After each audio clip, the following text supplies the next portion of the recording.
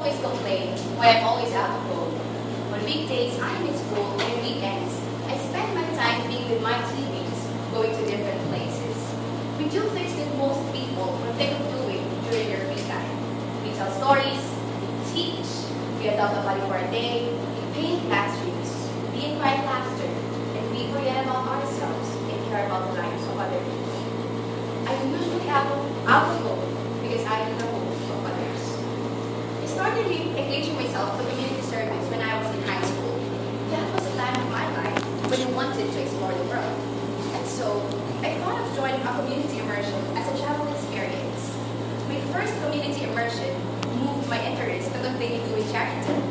I enjoyed meeting with people, going places, hearing stories, and partaking in the food. It's like a weekend getaway for me. Community immersion is my emotional therapy.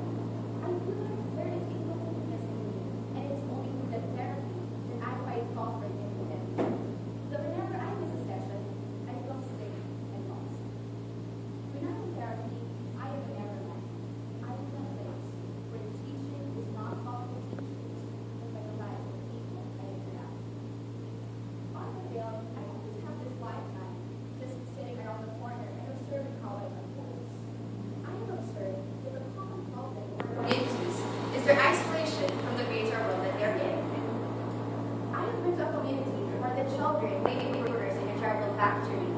I have been in a home where neglected special kids are being taken care of. I have been in a school where the classroom size is not enough for all kids to fit in. I have been in a community in a mountain where ethnic brothers and sisters need to walk for 2 days just to reach the nearest hospital. Ladies and gentlemen, I do not know who to blame, but are they really that voiceless and unnoticeable for the majority not to hear and see? We spend time watching on TV our senators who watch their dirty linen in public. We even follow the life of that actor who was brained up and beaten. But why is it that we can spend some of our time knowing the lives of our fellow countrymen who are in need?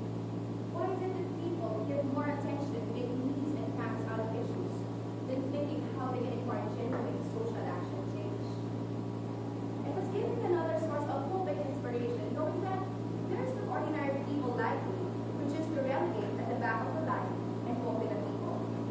Here in the Philippines, we have Efren in Florida, the 2012 CNN Hero of the Year because of his pursuit to educate the youth using his card library. The former DILG Secretary Jesse Robredo, the person who imparted on me the principle of Chinelas leadership. Chinelas, ladies and gentlemen, in English means slippers, and Chinelas leadership means living an ordinary life with your people, feeding their cause, and empowering them from the grassroots. In Hong Kong, they have this organization called We Do Global. It's a youth-led ASEAN organization which encourages youth participation in community immersions. They are the kind of leaders who are not in the ivory tower, but rather choose to be on ground to understand their problem. Ladies and gentlemen, I completely agree that to be human is to discuss. But in my experience as a student leader and in my community immersions, discussion is beyond the context of verbal discourse. Discussion is the formation and exchange of inspiration from one soul to another. It's an exchange of inspiration between souls because I get to experience the lives of other people just for a day. And I get inspired on how they get my life in their own little way, in their own little ways. And I also get to understand how I'm able to share with them grace of hope as long as we care for each other. It is an exchange between souls because it is through that on-the-ground experience that I get to understand what the minority wants to shout with a seemingly proud struggle. This kind of soul-to-soul discussion and leadership is what our world needs today. Each country is being challenged, and it is significant that we become the source of hope and inspiration of each other. Remember how many families were directly affected by Typhoon Yolanda? The children who were victims of war in Egypt and Ukraine. You wouldn't hear them call, but there will be the small voice inside you that will move you to show empathy towards them. It only takes a mind that feels and a heart that thinks. That, for me, is the greatest form of discussion. Thank you.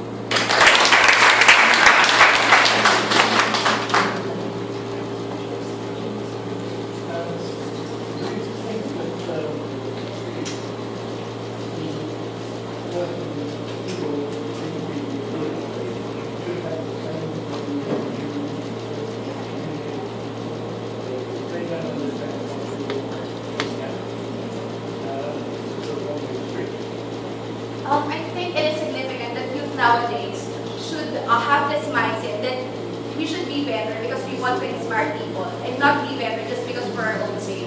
We need to empower ourselves in order for us to empower others. And if we really want change, it should start within ourselves. How can we change other people's lives if we ourselves are not capable of changing our own lives? So I think, for example, if we want to encourage good governance in the Philippines, personal governance must first start within ourselves.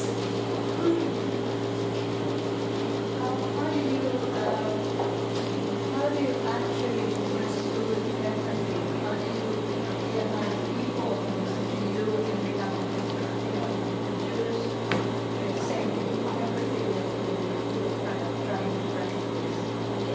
Empathy, I think, is something that we cannot learn inside the classroom. Because I didn't grow up from a rich family, and my parents always taught me that they sent me to school in order for me to learn, and I should have this idea to understand and learn how to pay forward. And I think the feeling of empathy that I feel is my desire to pay forward, and being on community immersions and knowing firsthand the experience of other people, it moves me to do something and initiate something in order to respond to the needs of these people. And I believe that donations or doling out a material thing is not enough for us to help other people. But what they need is companionship, something that is intangible. What they need is education. We need to teach them in order for them to graduate or learn that skill, and in the future they will know how to stand alone. Even if we leave that place already, we can see in the future that what we left to them is already sustainable.